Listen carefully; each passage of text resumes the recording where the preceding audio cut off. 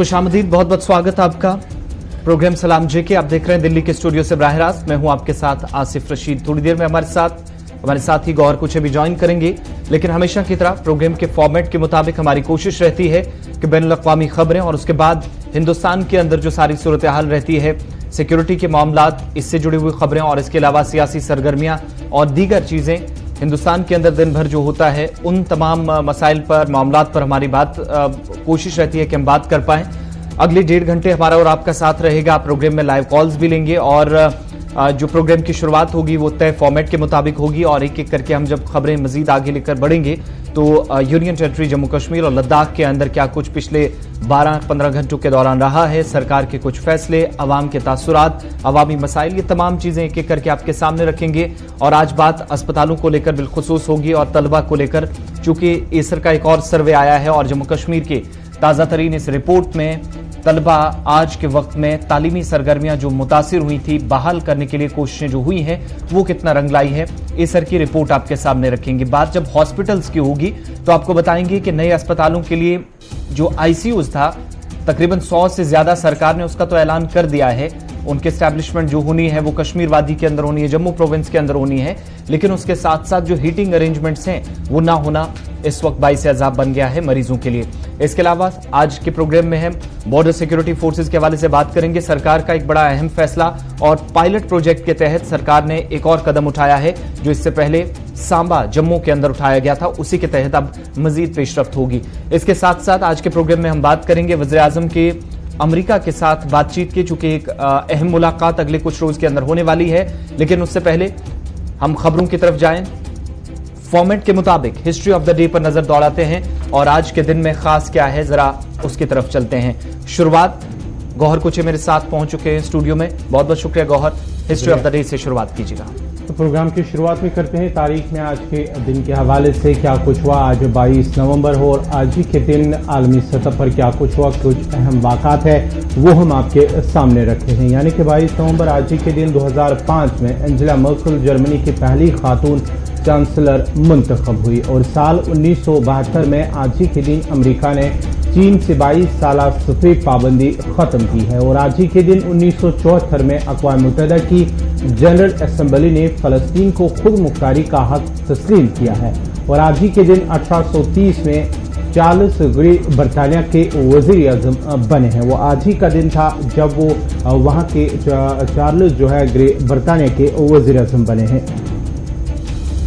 और आज ही के दिन 22 नवंबर 1975 जोआन क्लारूस स्पेन का बादशाह बन गया है और आज ही के दिन 1986 में ब्लेड रनर ऑस्कर पोस्टर पैदा हुए हैं और आज ही के दिन साल 22 नवंबर साल 2000 में अमेरिका ने पाकिस्तान और ईरान पर पाबंदी आयद कर दी है। वो ये आज ही के दिन है। कुछ अहम वाक़ात हैं तारीख में आज ही के दिन आलमी सतह पर जो हमने आपके सामने रखी हैं।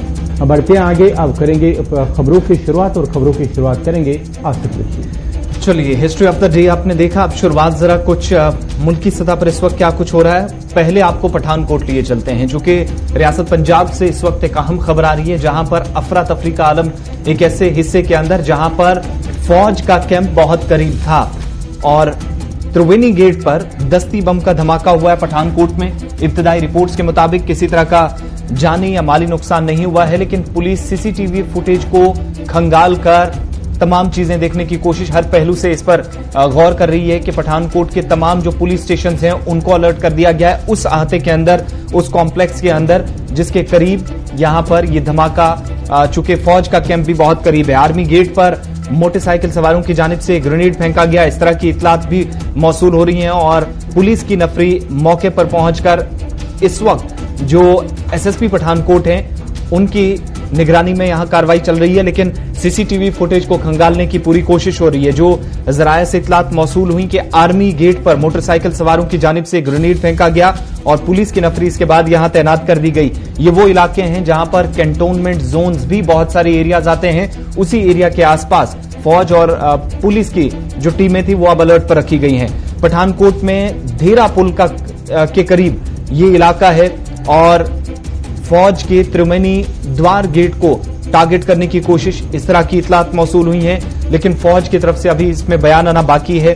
उसका भी इंतजार है। और मौके पर एसएसपी पठानकोट इस वक्त मौजूद हैं, जो इब्तदाई रिपोर्ट सामने आ रही हैं। और सिर्फ एक रास्ता जो इस वक्त बचा है कि कुछ लोगों की तरफ से जो सुबह सुबह रिपोर्ट्स की गई सिक्योरिटी फोर्सेज को या इस इलाके में गश्ती पार्टियां जो थी उनको ऑलरेडी बताया गया कि मोटरसाइकिल सवारों की जानिब से इस इलाके के अंदर उन्हें देखा गया जिनने आर्मी गेट को टारगेट किया। लेकिन थोड़ी देर बाद पुलिस पहुंची और वाहिद रास्ता अब इस तक पहुंचने के लिए कि क्या ये धमाका मोटरसाइकिल सवारों की तरफ से किया गया या कोई और मशकूक नकलो हरकत आसपास देखी गई है, सीसीटीवी फुटेज को खंगाला जा रहा है।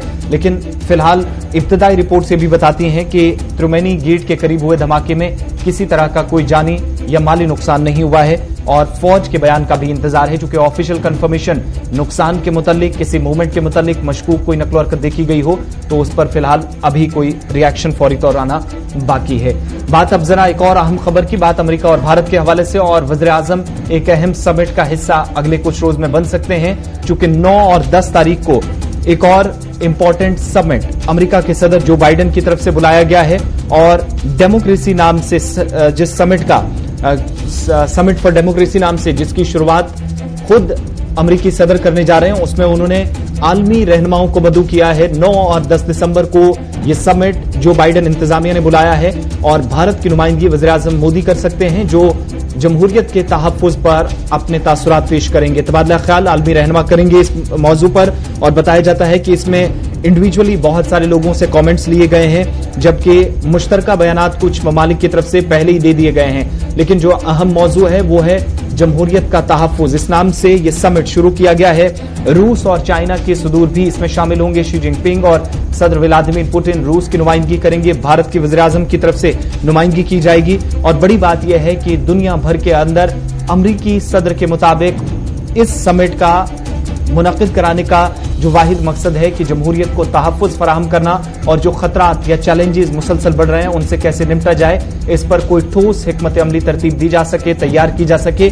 इस पर आलमी रहनुमाओं का क्या रद्द-ए-अमल है वो 9 और 10 तारीख को लिया जाएगा। लेकिन भारत की नुमाइंदगी जब वज़ीर आज़म करेंगे तो 9 तारीख को उन्हें चीन और रूस के सदूर के साथ मौका मिलेगा और दीगर कुछ लीडरान की तरफ से अपना रिकॉर्डेड स्टेटमेंट ऑलरेडी इस समिट के लिए भेज दिया गया है। गौहर तो ये थी अमेरिका और भारत के हवाले से खबर। अब बढ़ते हैं आगे, बात अब मुल्क की करते हैं। मुल्क में जो किसानों का मामला है 3 ज़री कवानीन, उस हवाले से बात करेंगे, जहां पर 3 ज़री कवानीन को वापस लिया गया है, मनसूख कर दिया गया है। इस सिलसिले में अब जो है रवा माह की 24 तारीख को एक meeting cabinet union cabinet meeting होगी और इसमें जो कानून है ये 3 ज़री कवानीन इसको मजीद अप्रूव करने के बाद ही उससे विंटर सेशन जब पार्लियामेंट में होगा तो इस कानून पर मोहर लग सकती है। यानी कि रवा माह की 24 तारीख को जो है इस कानून को मंजूरी मिलेगी कि मनसूख करने के हवाले से 24 तारीख को कैबिनेट में मंजूरी मिलने के बाद इसे अब पार्लियामेंट सेशन जो 29 नवंबर से शुरू होगा। इस सिलसिले में पहले आपको बताते हैं कि वज़ीर आज़म की जानिब से जहां 2 रोज कबल ही इन कवानीन को वापस लेने का फैसला किया गया है, ऐलान किया गया है। उसके साथ ही किसानों की बात करेंगे तो किसान लगातार इस पे उनका मानना है कि जब तक पार्लियामेंट के अंदर इन कानून को मनसूख नहीं किया जाता है तब तक उनका एहतजाज जारी रहेगा। लेकिन 24 तारीख को अब जो है कैबिनेट होगी, कैबिनेट के बाद ही जब उसे मंजूरी मिलेगी फिर उसके बाद ही ये पार्लियामेंट में जाएगा और पार्लियामेंट में इन कानून को मनसूख किया जाएगा।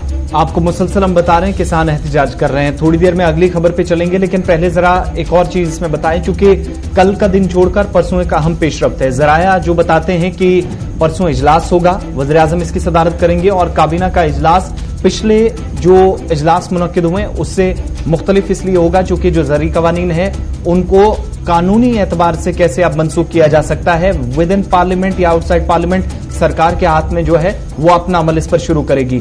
24 तारीख को इस मीटिंग में चूंकि किसानों ने मुतालबा ये रखा है कि जब तक इनको जो तमाम दीगर मामलात हैं थोड़ी देर में आपके सामने रखेंगे, लेकिन ये जो कवानीन जिनका वज़ीर आज़म ने ऐलान किया है इनको ऑन पेपर्स सरकार मनसूख नहीं करेगी तब तक वो एहतजाज को हंगामी बुनियादों पर खत्म नहीं करेंगे। और इसी सिलसिले में 29 तारीख को जब जो गौहर ने आपको बताया कि विंटर सेशन का आगाज होने जा रहा है 23 दिसंबर तक, लेकिन उससे पहले ही तकरीबन 4-5 दिन पहले यानी 24 तारीख को इजलास होने जा रहा है जिसमें वज़ीर आज़म की सदारत में जब ये मीटिंग होगी तो बताया जाता है कि सरकार तीनों कवानीन पर जो सरकार ने दीगर कुछ हो सकता है कि इस सिर्फ ये 3 कवानीन नहीं, बाकी जो किसानों के मुतालबात हैं वो भी मान लिए जाएं, उस पर भी कोई वज़ीर-ए-आज़म की तरफ से इस मीटिंग में बात की जा सकती है। लेकिन सबसे अहम मामला है वो 3 कवानीन। किसानों के मुताबिक उन्हें 2 की जरूर उम्मीद थी, तीसरे का नहीं था कि एमएसपी कानून बन जाएगा, लेकिन उस पर भी फिलहाल हुकूमत, अगली बात यह है। और इस बीच चलिए एक और खबर जो किसानों के हवाले से हमने आपको बताया कि किसानों की जानिब से पीएम को एक खत लिखा गया है, जिसमें कुछ अहम उन्होंने नुकात पेश किए हैं। पीएम मोदी को इस हवाले से कार्रवाई करने का भी उन्होंने उनसे मांग की। किसानों के खिलाफ जो दर्ज मुकदमात है उन्हें वापस देने के हवाले से कहा गया है। और साथ ही साथ जो लखीमपुर खीरी स्थानीय मामला है, जिसमें अजय मिश्रा जो है उनके फर्जंद, उनके खिलाफ जो कार्रवाई है कार्रवाई करने की मांग भी दोहराई गई है। और एमएसपी की गारंटी को लेकर उन्होंने उस खत में लिखा है। उन्होंने कहा कि जो इन एहतजाजों के दौरान जो जांबाज किसान हैं उनके साथ साथ उन्हें भी मुआवजा फराहम किया जाए। और साथ ही साथ लखीमपुर कत्ल केस में जो अजय मिश्रा उन्हें काबीना में शामिल, उनसे बरतरफी की मांग भी दोहराई गई। और साथ ही साथ तकरीबन 700 किसान जो इन एहतजाजों के दौरान जांबाक हुए, उनके घर वालों के लिए मुआवजे और रिहाइश का इंतजाम हो। और जो किसान जांबाक हुए हैं उनकी याद में यादगार बनाने के लिए सिंघू बॉर्डर पर जमीन फराहम की जाए। ये उस खत में कुछ अहम नुकात है जो उन्होंने वज़ीर-ए-आज़म को लिखे हैं। पिछले जो प्रोग्राम्स थे उनको किसी तरीके से मनसूख नहीं किया जाएगा, ये साफ कर दिया है। आज का दिन बहुत इंपॉर्टेंट है किसानों का, चूंकि आज महापंचायत लखनऊ के अंदर होने जा रही है और किसान लीडर राकेश टिकैत समेत जो संयुक्त किसान मोर्चा के लीडरान है वो आज यहां पर पहुंचेंगे, अपनी अपनी बात रखेंगे। और उत्तर प्रदेश के अंदर भी आगे की हिकमत अमली क्या रहने वाली है किसानों की, उस पर जरूर यहां पर बात की जाएगी। लेकिन जहां तक किसान महापंचायत जो आज लखनऊ में होगी इसके ताल्लुक से बात है, तो 26 तारीख को भी प्रोग्राम रखा गया है। इस ज़री कवानीन के खिलाफ जिस तहरीक का आगाज 26 नवंबर 2020 को हुआ था, 1 बरस 26 तारीख को हो जाएगा, रवा माह की 26 तारीख को। तो उस दिन जो प्रोग्राम सिंघू बॉर्डर पर रखा गया है और भी किसान यहां पर जमा होंगे, वो किसी तरीके से मनसूख नहीं किया गया है। और 22 यानी आज किसान महापंचायत, 26 को एक और प्रोग्राम जहां पर धरना सिंघू बॉर्डर पर ही होगा। और इसके अलावा जो आखिरी सबसे बड़ा प्रोग्राम है, 500 किसान जो 100 ट्रैक्टर्स में सवार होकर 29 तारीख को पार्लियामेंट की तरफ मार्च करेंगे। अब इजाजत मिलेगी, सिक्योरिटी सिनारियो भी है, पोल्यूशन जैसी चीजें भी इस वक्त बड़ी चैलेंजेस सरकार के सामने हैं, पुलिस के सामने हैं।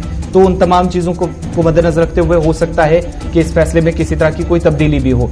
मगर बड़ी बात यह है कि ये तीनों प्रोग्राम्स 22, 26 यानी आज का प्रोग्राम मिलाकर बशमूल 26 और 29, इन तीनों प्रोग्राम्स को किसी तरीके से कैंसिल नहीं किया गया है।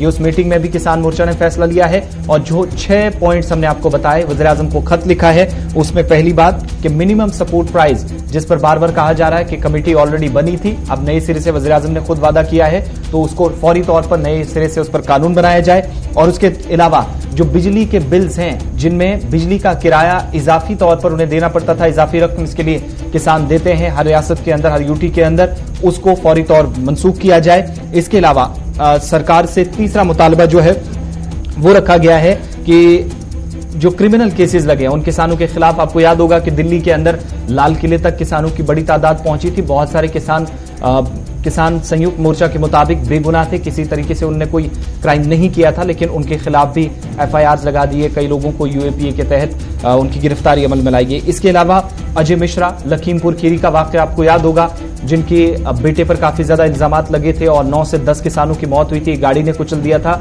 उनको हटाने का मुतालबा कर रहे हैं वो काबीना से। और आखिरी जो मुतालबा रखा है कि 700 से 750 के दरमियान जिन किसानों ने इस तहरीक के 1 साल के तवील अरसे के दौरान अपनी जान गंवाई है, उनकी यादगार बनाई जानी चाहिए। शहीदी दिवस के तौर पर इस दिन को भी हम मनाएंगे, ये किसानों ने साफ किया, लेकिन यादगार उसी सिंघू बॉर्डर पर जहां आज भी एक ऐसी तहरीक चल रही है। किसानों के हवाले से हमने को 2 बड़ी खबरें बताई। अब 29 तारीख को मार्च होगा या नहीं होगा, 26 तारीख को तो प्रोग्राम होगा, लेकिन बहुत सारी चीजें डिपेंड करेंगी यहां के हालात पर भी। क्योंकि दिल्ली की खबर हम आपको बताने जा रहे हैं, दिल्ली के अंदर फिजाई आलूदगी इंतहाई खराब सतह पर पहुंच गई है और यही वजह है कि दिल्ली सरकार को एक और फैसला अब जिसमें गुज़श्ता दिनों लिया गया था, तौसीक करने पर मजबूर कर दिया है। जी हां, दिल्ली के हवाले से बात करेंगे तो फिजाई आलूदगी में लगातार इसमें इजाफा हो रहा है। अब दिल्ली सरकार की जानिब से जहां 21 नवंबर तक जो बाहर से आने वाली ट्रकों हैं उन पर पाबंदी आयद की गई थी, अब उससे मजीद तौसीक करके अब 26 नवंबर तक उसे बढ़ा दिया गया है। दिल्ली सरकार की जानिब से जहां पहले ही कंस्ट्रक्शन कामों पर पाबंदी आयद है और साथ ही साथ स्कूलों में भी तालीमी सरगर्मियां फिलहाल बंद कर दिए गए अगले अहकाम तक। उसके साथ साथ ही जहां पर मुलाजमीन को घर से ही काम करने की हिदायत जारी किए गए और साथ ही साथ दिल्ली सरकार की जानिब से फिजाई आलूदगी को रोकने के लिए ट्रकों को दिल्ली के अंदर आने पर पाबंदी आयद की गई थी, एक्सेप्ट जो एसेंशियल सर्विसेज है सिर्फ उन्हीं गाड़ियों को अंदर दिल्ली के अंदर जाने की इजाजत होगी। लेकिन अब इसमें तौसीक कर दी गई है दिल्ली सरकार की जानिब से, उसे मजीद बढ़ाकर 26 नवंबर तक बढ़ा दिया गया है कि यानी कि 26 नवंबर तक फिलहाल कोई भी ट्रक दिल्ली के अंदर दाखिल नहीं होगी। 4 रोज पहले फैसला इसीलिए लिया गया था क्योंकि फिजाई आलूदगी को कम करना ये सबसे बड़ा जो इस वक्त चैलेंज सरकार के सामने था। तो आप हुकूमत ने एक बार फिर उस फैसले में तौसीक कर दी और दूसरी बात, जो सरकारी मुलाजमीन हैं वो घरों से अपना कामकाज जारी रखेंगे। 50% कैपेसिटी के साथ जो पिछला ऐलान था उसमें भी तौसीक करने का ऐलान 26 नवंबर तक वज़ीर आला अरविंद केजरीवाल ने कर दिया है। चलिए एक यूनियन टेरिटरी से दूसरी यूनियन टेरिटरी आपको लिए चलते हैं और अब आपको बात जम्मू कश्मीर की बताते हैं, जहां पर दुनिया भर के अंदर, हिंदुस्तान के अंदर भी वबाई सूरत हाल में या वबाई मर्ज ने तालीमी सरगर्मियां बुरी तरह मुतासिर की। शोबा काफी ज्यादा नुकसान में चला गया और ये सिर्फ किसी एक रियासत या किसी एक खित्ते के सूरत हाल नहीं है, बल्कि जम्मू कश्मीर यूनियन टेरिटरी भी मुतासरा रियासतों में या मुतासरा यूटीज के अंदर शुमार होती है। एक और ताजा तरीन रिपोर्ट सामने आई है जिसने एक बार फिर इंकिशाफ किया कि जम्मू कश्मीर के अंदर तलबा आज के वक्त में भी तालीमी एतबार से क्यों मुतासिर हो रहे हैं। रिपोर्ट गौहर आपके सामने रखेंगे। जी हां, बात करेंगे जहां कोविड-19 की वजह से हर एक शोबा मुतासर हुआ है। जम्मू कश्मीर के साथ साथ भी मुख्तलिफ शोबे मुतासर हुए हैं, लेकिन तालीमी शोबा काफी मुतासर हुआ है। एक सर्वे के मुताबिक 40% तलबा है, सिर्फ उनके पास स्मार्टफोन जो है वो अवेलेबल है, वो ये सर्वे में कहा गया है। और सर्वे में एक और चीज जो है वो सामने आई है कि जो एज ग्रुप 6 से 14 है उनके एनरोलमेंट यानी कि सरकारी स्कूलों में उनकी तादाद जो है वो कम हुई है, यानी कि 50% से लेकर वो 55% गिर गई हैं। जिस तरह से हम देख रहे हैं आजकल एनरोलमेंट इंतजामिया की जानिब से या कि स्कूल एजुकेशन की जानिब से एनरोलमेंट मुहिम की जा रही है ताकि सरकारी स्कूलों में बच्चों का इंदराज हो। लेकिन जो एक सर्वे में आया है कि सर्वे में यही आया कि 57% से 55% यानी कि कमी हुई है, 2% कमी हुई है एनरोलमेंट के हवाले से सर्वे में कहा गया है। 2 बड़ी इंपॉर्टेंट चीजें इस सर्वे की, एसर की तरफ से यह सर्वे किया गया है और 72% से ज्यादा तलबा का जिक्र किया गया है। साल 2021 में जो एसर की रिपोर्ट है, annual status of education report rural 2021, जिसमें यह पता चलता है कि जो सरकारी स्कूलों के अंदर इस वक्त एनरोलमेंट ड्राइव भी बड़े पैमाने पर चल रही है हर डिस्ट्रिक्ट के अंदर। और खुद एक अच्छी चीज इसमें यह देखने को मिल रही है कि सीनियर ऑफिसर्स या सरबराहन जो स्कूलों के हैं या आप चीफ एजुकेशन ऑफिसर्स को भी देखेंगे तो बड़ी संजीदगी से इस पर वो कार्रवाई कर रहे हैं, काम चल रहा है। काफी ज्यादा इसमें परेशानियां भी बहुत सारे एरियाज के अंदर आई, कोविड के सबब रिस्ट्रिक्शंस रही, लेकिन एनरोलमेंट ड्राइव का मकसद ये कि वालिदैन को, बाकी लोगों को जम्मू कश्मीर के अंदर सरकारी स्कूलों की तरफ रागिब किया जाए और मयारी तालीम को फरोग दिया जाए, ये मकसद है। लेकिन साथ साथ जो रिपोर्ट आई है उस एनरोलमेंट ड्राइव पर फिलहाल अभी तक कोई सवाल नहीं है, मगर जो पिछली रिपोर्ट ये बताती है कि इस साल सितंबर अक्टूबर के महीने में एसर की तरफ से जो सर्वे किया गया उसमें यह पता चला कि 72% के आसपास जम्मू कश्मीर के अंदर तलबा के पास स्मार्टफोन्स हैं, लेकिन 40% ऐसे तलबा हैं जिन्हें जो ऑनलाइन तालीमी सरगर्मियां हैं, या यूं कह लीजिए कि घर पर बैठे तलबा अगर तालीम स्मार्टफोन के जरिए हासिल करना चाहते हैं तो वो रसाई आसान नहीं है, ये एसर की रिपोर्ट बताती है। दूसरी ये चीज कि 15.6% ऐसे स्टूडेंट्स हैं जिनको टोटली घर के अंदर स्मार्टफोन्स के जरिए पढ़ाई हासिल करना आसान नहीं है, उनके लिए कोई रसाई मुमकिन नहीं है या आसान नहीं है, ये एसर की रिपोर्ट बताती है। इससे भी जो खतरनाक चीज है आज के वक्त में, अगर आप देखेंगे इस बारीकियों को जब आप समझेंगे तो पता चलेगा कि जो एनरोलमेंट ड्राइव है वो अपनी जगह चल रही है, लेकिन ऑलरेडी जो काम चल रहा था उसमें कितनी परेशानी रही है। गिरावट तलबा की एनरोलमेंट में भी देखी गई है और ये कम नहीं है। साल 2018 के अंदर जो 6% के आसपास रही थी, 2021 में ये तादाद बढ़कर जो है इस वक्त बहुत ज्यादा बढ़ गई है।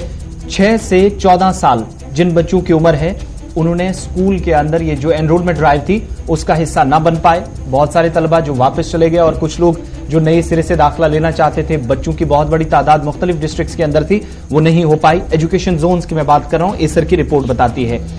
फिगर्स जो हैं सर्वे के वो ये भी बताते हैं कि 6 से 14 साल की उम्र जो जिन बच्चों की है सरकारी स्कूलों के अंदर, इन बच्चों की तकरीबन 57 से 55% तक इनकी तादाद घटी है, कम हुई है। ये बाइस से तशवीश है। एनुअल रिपोर्ट्स ये जो एसर की ये भी बताती है कि 5 से 6 साल जिनकी उम्रें हैं, माफ कीजिएगा 5 से 16 साल, एक तो 6 साल से 14 साल की उम्र के जो बच्चे हैं उनकी जो एनरोलमेंट है वो फिगर्स 55 से 57% तक नीचे आए हैं। दूसरी बात, जिनकी उम्र 5 से 16 साल तक है वो ये भी बताते हैं कि इनमें गांव देहात के अंदर हो या बाकी इनसे लगने वाले एरियाज के अंदर हो, यहां पर भी आज के वक्त में सरकारी स्कूलों के बजाय वो कहीं निजी इदारे में जाकर प्राइवेट ट्यूशंस लेकर अपनी तालीमी सरगर्मियां जारी रखे हुए हैं। इससे अंदाजा लगाइएगा कि एनरोलमेंट ड्राइव पीछे तो धचका लगा ही है, लेकिन दूसरी तरफ सरकारी स्कूलों के अंदर मयारी तालीम को फरोग देने का जो इंतजामिया का एक दावा भी कह लीजिए और मुहिम भी चल ही रही है, उसके साथ साथ वो मुकम्मल तौर पर कामयाब नहीं हुई है। चौथी बड़ी बात इसमें यह भी कही गई है कि साल 2020 में जब ये ड्रॉप आउट रेशो भी देखी गई थी स्कूलों के अंदर, वो तलबा जो स्कूलों से छोड़ गए, किसी वजह से मुआशी बहरान का भी शिकार हुए, इक्तिसादी बदहाली भी आप कह सकते हैं, 32.5% इनकी तादाद 2018 में थी, उम्र 6 से 14 बरस के बीच में, और उस तादाद में भी इजाफा हुआ। अंदाजा लगाइएगा जो 32 तक थी वो हमारे तकरीबन 57% के आसपास पहुंच गई है स्कूल ये जो एनरोलमेंट ना हो पाना। पांचवी बड़ी बात है कि कोविड-19 के बीच हमने देखा कि तलबा की तरफ से टेक्स्ट बुक पर इस रिपोर्ट के मुताबिक फोकस कम कर पाना एक तालीमी मैदान में बहुत बड़ा नुकसान है, जिसमें हमने ये देखा कि फिर डिजिटल प्लेटफॉर्म पर मुतलका डिपार्टमेंट आ गया। ये भी कहा गया कि 10 लाख से ज्यादा तलबा को ऑनलाइन तालीम दी जा रही है जम्मू कश्मीर के अंदर, जो पिछले साल सरकार ने जो एजुकेशन डिपार्टमेंट ने कुछ आदादोशुमार जारी किए थे। लेकिन पिछले साल से अब तक हमने देखा कि टेक्स्ट बुक से ज्यादा ये एसर की रिपोर्ट जिसकी तस्दीक करती है, ये बताती है कि फोन का ज्यादा इस्तेमाल होने लगा, स्मार्टफोन ज्यादा इस्तेमाल होने लगा और टेक्स्ट बुक्स का रुझान कम हुआ है। लेकिन उनके बावजूद भी हमने देखा कि हर स्टूडेंट तक स्मार्टफोन्स की रसाई, या अगर किसी के पास है भी तो वो भी आसान नहीं है। यानी 40% के आसपास वो तादाद भी कम हुई है जिन बच्चों के पास स्मार्टफोन्स हैं लेकिन तालीम जारी नहीं रख सके हैं। एसर 2021 का ये सर्वे ये भी बताता है, जिसमें तकरीबन पूरे मुल्क के अंदर 300 लोगों ने 3000 लोगों ने काम किया। एसर के इससे वाबस्ता 3000 ऐसे वॉलंटियर्स जिन्होंने वालिदैन से बात की, उसातिजा से बात की, बच्चों से बात की और पता चला कि 5 से 16 साल जिन बच्चों की उम्र है वो घरों के अंदर कोविड-19 की वजह से तालीम हासिल करने पर मजबूर हुए। लेकिन 40% प्लस ऐसे तलबा हैं जो आज के वक्त में भी 57 के आसपास भी हमने आपको तादाद बताई, जो साल 2018 के बाद सबसे ज्यादा तादाद मानी जाती है बच्चे जिसमें स्कूल जाना उनका कम हुआ है। कोविड-19 की वजह से ही सर्वे ये भी बताया जाता है कि ऑर्गेनाइजेशन या इंडिपेंडेंट जो लोकल वॉलंटियर्स थे उनको भी मुख्तलिफ इलाकों के अंदर भेजा गया, उन्होंने सर्वे किया और सपोर्ट इसमें प्रथम की तरफ से किया गया, एसर स्टेट टीम्स की तरफ से किया गया। 581 अजला के अंदर पूरे मुल्क में यह सर्वे हुआ, 25 रियासतों और 3 यूनियन टेरिटरीज के अंदर सर्वे हुआ, 76,706 घरानों तक ये टीम पहुंची एसर की, 7,299 स्कूलों में सर्वे किया गया और 17,184 विलेजेस, ये इतने गांव थे पूरे इंडिया के अंदर जहां पर यह सर्वे किया गया। लेकिन जम्मू कश्मीर एक बार फिर सबसे ऊपर। अच्छी खबर है कि सरे फहरिस्त है, लेकिन दोनों जगह नुकसान वाली खबर है। 2 दिन पहले आपको बताएं कि बेरोजगारी की शरह में यूनियन टेरिटरीज में Jammu Kashmir top of the table, और आज फिर सरे फहरिस्त जहां पर तलबा डिजिटल डिवाइड का एक तरह से हम कहेंगे इसका हिस्सा बने हैं, शिकार हुए हैं बुरी तरीके से कोविड-19 का। लेकिन इन सब के बीच में तालीम मुतासिर होना मीन्स फ्यूचर पर असर बहुत ही बुरा पड़ा है। आप 40 से 50% का बहुत बड़ा तबका आप देखेंगे तो यूनियन टेरिटरी के अंदर भी मिडिल क्लास सबसे ज्यादा जो है इस एसर की रिपोर्ट के मुताबिक वो बच्चे इसमें सबसे ज्यादा आए, और जो गरीबी की सतह से नीचे बच्चे आते हैं उनका तो कोई हिसाब ही नहीं है।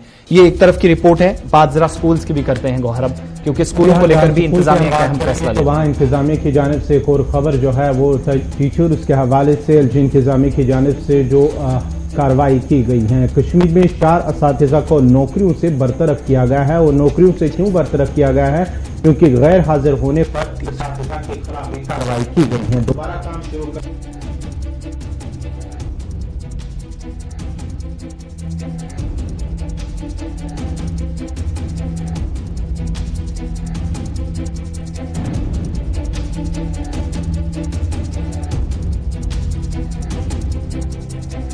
इंतजामिया की जानिब से जहां असातिज़ा के खिलाफ कार्रवाई की गई है। कश्मीर में 4 असातिज़ा को नौकरियों से बर्खास्त किया गया है। उन्हें अगरचे दोबारा काम शुरू करने का मौका भी कई मरतबा दिया गया है, लेकिन वो उस मौके को सही तरीके से ज़मीनी सतह पर अमलाने में नाकाम रहे हैं और बार बार मौका फराहम करने के बावजूद इंतजामिया ने फैसला किया है कि चारों मुलाजमीन, चारों जो असातिज़ा है, उन्हें नौकरियों से बरतरफ किया गया है। ये इंतजामिया की जानिब से कार्रवाई की गई है और इंतजामिया के मुताबिक कई बार ड्यूटीज रिज्यूम करने को लेकर भी इन लोगों से कहा गया, कई बार उन्हें आगाह कर दिया गया, लेकिन इसके बावजूद उन्होंने संजीदगी से इस मामले को नहीं लिया। और जो डेजिग्नेटेड कमेटी है 7/6/2021 को एक मीटिंग भी हुई, उसमें भी ये मामला पहुंचा जो हुक्मनामा जारी हुआ है उसके मुताबिक, लेकिन उसके बाद भी इन असातिज़ा की तरफ से कोई जवाब नहीं दिया गया, संजीदगी का मुजाहिरा नहीं किया और उसके बाद बिलाखिर कार्रवाई करनी पड़ी। गैरहाजिरी इन लोगों की तरफ से जो इंतजामिया के साथ राब्ता होना चाहिए था वो नहीं हुआ और इंतजामिया की बिलाखिर तलवार लटकी इन 4 असातिज़ा पर, जिन्हें अब नौकरी से बर्खास्त कर दिया गया। अब बात जरा स्कूल्स की भी करते हैं, चूंकि लेफ्टिनेंट गवर्नर इंतजामिया की एक अहम बात आपको बताई हमने कि एक तरफ जहां तालीमी सरगर्मियां मुतासिर हुई हैं, लेकिन एक बड़ी बात लेफ्टिनेंट गवर्नर जम्मू कश्मीर ने कही है। मनोज सिन्हा का बयान है जहां पर माहाना प्रोग्राम अवाम की आवाज में वो खिताब के दौरान कह रहे थे कि उन्हें शिकायत बहुत ज्यादा मिली हैं और मजीद 2000 स्कूलों को जम करने का प्लान अब जम्मू कश्मीर इंतजामिया ने बनाया है। जो अवामी नुमाइंदे हैं, इन स्कूलों को के लिए जम करने का जो बजट रखा गया है उसमें अवामी नुमाइंदों की शिरकत को यकीनी बनाया जाएगा। और दूसरी बड़ी बात कही, शिकायत बहुत ज्यादा मिली कि उज्ज्वला स्कीम के नफाज के दौरान बहुत सारी शिकायत गांव देहात से शहरों के अंदर भी, जहां पर इस स्कीम में गड़बड़ी की गई। जम्मू कश्मीर के अंदर भी परेशानियां उन लोगों के लिए जो इस स्कीम के तहत फायदा उठा सकते थे, लेकिन उन्होंने बहुत सारी शिकायतें की, वेब पोर्टल के जरिए भी पहुंची थी और जम्मू कश्मीर इंतजामिया ने जो शिकायत सेल शुरू किया है वहां पर भी लेफ्टिनेंट गवर्नर के बयान के मुताबिक शिकायत उनके पास पहुंची और अब कार्रवाई आने वाले दिनों में हो सकती है, चूंकि तहकीकात की यकीन दहानी लेफ्टिनेंट गवर्नर ने कराई है। दोनों मौजूआत अलग अलग हैं लेकिन अहम है, इस पर बात करेंगे। Senior news editor Syed Tajammul हमारे साथ हैं। सैयद तजम्मुल, पहले तो जरा इस पर आए, 2000 स्कूलों को जम किया जा सकता है, लेफ्टिनेंट गवर्नर ने खुद तस्दीक की है, वाकई में इतनी कमी उसातिज़ा की, इक्विपमेंट्स की, जगह की, इंफ्रास्ट्रक्चर की कि इंतजामिया मजबूर हुई है और इसके असरात क्या मुरतब हो सकते हैं? 2000 प्लस स्कूलों को जब आप जम करेंगे उस वक्त जब ऑलरेडी हम एक रिपोर्ट बता रहे हैं कि तालीमी सरगर्मियों को बहाल करने में अब भी वक्त लग सकता है। बहुत बहुत शुक्रिया आसिफ गवर कुछ आपका भी नई दिल्ली स्टूडियो से आपका बहुत बहुत शुक्रिया। श्रीनगर में और मुतअद्दिद इलाकों में इस फैसले के तनाजुर में जब हम साबिक माहिर तालीम जो कि जरी और या सीओ रह चुके हैं या डायरेक्टर एजुकेशन तक रह चुके हैं, इन सब से मिला जुला रद्द आया है, क्योंकि स्कूलों को जम करने का मतलब हुआ कि आप उस आबादी में जो प्राइवेट इदारे हैं, प्राइवेट स्कूल हैं, उनको फरोग देने में कहीं ना कहीं लग सकते हैं। दूसरी बड़ी अहम बात कि जो शिक्षा अभियान के तहत मुतअद्दिद इलाकों में, शहरों, कस्बों, गांवों, देहात में जो स्कूली तामीरात खड़े किए गए हैं उसका क्या इस्तेमाल किया जा सकता, क्योंकि इसके लिए बाज़ाब्ता तौर पर पंचायत डिपार्टमेंट को तहरीरी तौर पर आगाह किया कि वो महकमा तालीम के साथ मिलकर स्कूलों को जम करने में बाकायदा तौर पर आगे आए। लेकिन स्कूलों को जम करने से जहां एक तरह फायदा हो सकता है, क्योंकि सर्वे बता रही है कि बानीहाल के संगलदान इलाके से लेकर पेटकूट, बांडीपोरा, शिवपिन से लेकर त्राल के नवाही इलाकों में बहुत सारे स्कूल ऐसे हैं जहां पर एक भी स्कूल में तालिब इल्म मौजूद नहीं है। और इन स्कूलों की हालत ऐसी है कि जिस वक्त आप इन बिल्डिंग को देखते हैं, जैसे कि गवर्नमेंट ने ठान ली है कि इस जगह पर तालीमी मैदान नहीं सजेगा बल्कि इस पे पंचायत घर बनना चाहिए था, जो 20-30 साल के बाद स्कूल बिल्डिंग की हालत बहुत ज्यादा खराब और खस्ता हो चुकी है, जिसको मतबादिल के तौर पर पैसा भी नहीं आया। दूसरी तरफ आज से बहुत सारी बिल्डिंग ऐसे जो एसएसए की तरफ से या महकमा तालीम की तरफ से किराए पे ली गई है। किराया इतना ज्यादा उस बिल्डिंग का कि वो मालिक जो है जिसने मुश्किल हालात में ये कमरे 2-3 स्कूल बिल्डिंग के लिए किराए पे दिए थे। ना ही 10 साल से 5 साल से 3 साल से किराया हासिल हो पाया, ना ही माकूल और मुनासिब किराया है कि महकमा तालीम इस स्कूल को कंटिन्यू कर सके। लेकिन अब चूंकि एक गांव में अगर आपका रेंज 4 से 3-5 किलोमीटर में और आपने कई स्कूलों को एक स्कूल के साथ जम किया, क्या ये सिर्फ गांव में ही तलवारें लटक जाएगी या कस्बों में जो ब्यूरोक्रेसी के साथ जो सियासी मैदान में बड़ी अहम शख्सियत है उनके करीबी रिश्तेदारों को शहर आकर मुख्तलिफ स्कूल में रखा गया, जहां पर यकीन माने आपकी वहां पर एक तालिब इल्म भी मौजूद नहीं है। तुलसीबाग में एक स्कूल मौजूद है जो कि सरकारी तौर पर सियासतदान और ब्यूरोक्रेसी की बड़ी एक अहम कॉलोनी मानी जाती है, सरकार ने जो बनाई है। वहां पर कई स्कूल है, साबिक स्पीकर, साबिक डिप्टी स्पीकर, साबिक मिनिस्टर, साबिक और मौजूदा एसएसपी और मौजूदा डिप्टी कमिश्नर रैंक के अफसरान के रिश्तेदारों की ड्यूटियां वहां पर है, लेकिन दर्स और तदरीस का काम मुतासिर नहीं है। दर्स और तदरीस का काम मुकम्मल तौर पर खत्म हो चुका है। ये सारी बातें इसलिए गिनना बड़ा जरूरी है कि आखिर एसएसए के तहत या इससे कबल महकमा तालीम के पास जब इस स्कीम का इस्तेफादा नहीं था, जो स्कूली बिल्डिंगें तैयार की गई थी, वहां पर कितने स्टूडेंट्स हैं? हमने Gulistan news network, JK news network लगातार बता रहा है कि टनल की उस तरफ और टनल की इस तरफ बहुत सारे स्कूल ऐसे हैं जहां पर सुबह सुबह जो टीचर्स होते हैं वो तो स्कूल आते हैं, जब मर्जी आए आ जाएं, जब मर्जी आए चले जाएं, लेकिन तालिब इल्म वहां पर कोई मौजूद नहीं है। और मैं आपको हैरानकुन तौर पर आगे बताऊं कि श्रीनगर में गैर सरकारी स्कूल है और जो पियोन है, जो टीचर है, वो गवर्नमेंट स्कूल में नौकरी करते हैं और प्राइवेट स्कूल उनके स्कूल से तकरीबन 20 यार्ड दूरी पर है। और स्कूल का एनरोलमेंट कितना है?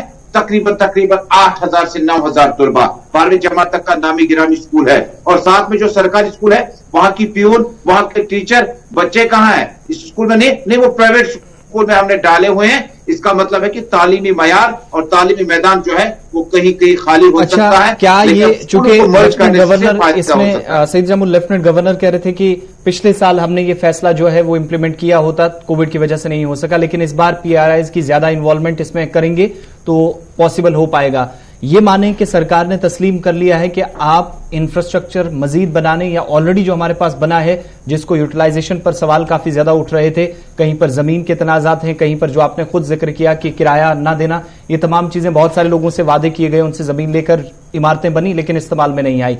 इंतजामिया इस बात को तस्लीम कर चुकी है, एसएसए होने के बावजूद भी रमसा, सर्व शिक्षा अभियान, ये तमाम चीजें होने के मरकजी स्कीम और स्टेट शेयर भी इसमें है, ये बिल्कुल भी हम भूले मत, क्योंकि एजुकेशन डिपार्टमेंट इसमें खुद खर्च करता है लोकल लेवल पे।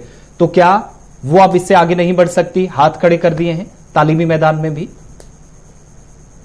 देखिए, जम्मू कश्मीर में क्या बल्कि मुल्क भर, दुनिया भर में आप देखें तो मैं परसों केरला की फैमिली से मिला। मैंने पूछा चाहा कि वो दिल्ली से श्रीनगर आ रहे थे, मैंने पूछा चाहा कि वहां का तालीमी माहौल, एक वक्त में कहते थे कि कश्मीर यूनिवर्सिटी से तुलबा को ले जाकर केरला लिया जाता था और वहां से तालीमी एक्सपोजर को और डिस्कशन डिबेटेबल बनाने के लिए वहां पर वक्त किया जाता था। क्या सरकारी स्कूलों का हाल भी वही है? वो बता रहे हमारे सरकारी स्कूल बेहतर हैं, लेकिन कुछ स्कूल जो बड़े नामी गिरामी प्राइवेट स्कूल है वहां दाखिला नहीं हो पाने की वजह से जो बच्चे हैं वो सरकारी स्कूल में चले जाते हैं। क्योंकि सरकार ने इससे कबल भी बड़ी एक कोशिश की थी इन स्कूलों का हाल जानने की। पहले तो अभी आपने खबर दे दी कि 4 टीचर्स को अब मुअत्तली अहकाम सादिर किए गए, उन्हें मौका दिया गया। हो सकता है कि वो टीचर्स के साथ साथ मौका या इंसाफ मिला या नहीं, वो बात की बात है। लेकिन टीचर्स को जब आप सस्पेंड करते हैं, जब आप कमेटी के बगैर, जब आप इस तरह के इकदाम उठाते हैं, यकीनन इन स्कूलों पर, बच्चों पर भी इसका मनफी असर पड़ सकता है। कल तक आपकी वहां पर टीचर फीमेल थी, मेल था, उसको आपने सस्पेंड किया, किन हालात में, किन वजूहात की बिना पर, उसका वाजिया असर जो है वो नफ्सियाती तौर पर बच्चे पर भी पड़ सकता है जो उसके कल तक तालिब इल्म उसकी क्लासरूम में था। नंबर 2, सरकार ने वाकई हाथ ऊपर किए या नहीं, या सरकार ने कहीं गोल्डन हैंडशेक की तरह, जिस वक्त एसआरटीसी कंपनी को, स्टेट रोड ट्रांसपोर्ट कंपनी को कहा गया था इनको करोड़ों रुपया दे दो मुलाजमीन को और कंपनी को क्लोज ही कर दो रोड ट्रांसपोर्ट कॉर्पोरेशन को। इसी तरह से महकमा बिजली के बात करें तो महकमा बिजली ने भी अब प्राइवेटाइज सेक्टर अपनाने की कोशिश की है, लेकिन प्राइवेटाइज सेक्टर अपने हाथ में रखा कि ऐसा न हो कि इस वक्त हजारों की तादाद में जब आप स्कूलों को मर्ज करेंगे और मर्जर के बाद आप हाथ ऊपर करके खड़ा करेंगे कि बाकी प्राइवेट स्कूल का कंट्रीब्यूशन अच्छा रहा, लिहाजा इस निजाम को यहीं तक रुकने दिया जाएगा। लेकिन क्योंकि ये तालीम सरकारी स्कूल आसिफ अब गरीब और लाचार, मिस्कीन और यतीमों के लिए स्कूल जो है दूर दराज और शहरों कस्बों में बने हुए, जबकि गांव में इसका क्रेडिबिलिटी अभी भी वैसा है। देखिए, शहर में ऑटो रिक्शा चलाने वाले, 3 व्हीलर चलाने वाले से लेकर गेस्टेड ऑफिसर तक ने ठान ली वो जब तक पढ़ाई का माहौल जिंदा है सरकारी स्कूल में कम से कम 8वीं 10वीं तक वो दर्ज नहीं करेंगे। मुझे लगता है कि एक अहम कदम है, लेकिन इस कदम पर और डिस्कशन और डिबेट की जरूरत है कि स्कूलों को मर्जर से हमारे हमारे साथ रहने के लिए और बताने के लिए। चूंकि लेफ्टिनेंट गवर्नर ने खुद इसकी तस्दीक कर दी है, 2000 प्लस स्कूल जो हैं उनको जम किया जाएगा और इसमें उन्होंने ये भी कहा कि उन्हें शिकायत मौसूल हुई कि 100 स्टूडेंट्स कहीं पर अगर पढ़ते हैं तो 20 से 25 उसातिज़ा वहां पर तालीम दे रहे हैं। ये भी एक नुकसान डिपार्टमेंट को है। दूसरी बात उन्होंने कही कि अगर कहीं पर 300 प्लस बच्चे हैं तो वहां पर खबर यह आती है कि यहां सिर्फ 3 या 4 टीचर्स काम करते हैं। तो इस चीज को बैलेंस करने के लिए यह फैसला ऑलरेडी लिया गया है, मगर कोविड की वजह से इंप्लीमेंट अभी तक नहीं हुआ। दूसरी बात, उनने नौजवानों का जिक्र करते हुए उमरान मलिक जो फास्ट बॉलर हैं, इंडिया ए टीम का हिस्सा बने हैं, और तन्मय गुप्ता नीट टॉपर जम्मू से हैं, उनको भी नौजवानों के लिए रोल मॉडल जम्मू कश्मीर के अंदर करार दिया। और तीसरी बात ये, जो उज्ज्वला योजना की हम बात कर रहे थे, शिकायत थी कि इसके इंप्लीमेंटेशन में बहुत ज्यादा नुकसान डिपार्टमेंट को भी हुआ है, तो उस पर भी उनने यकीन दहानी कराई है कि वो तहकीकात करेंगे इसमें, और जो बेनिफिशरीज थे उनको कैसे इस स्कीम के तहत लाभ मिला है, फायदा मिला है, ये जानने की उनकी कोशिश मुतल्लिका अफसरान से रहेगी। वक्त छोटे से ब्रेक का है, हमारे साथ रहिएगा। ब्रेक के उस पार खबर अस्पतालों की भी।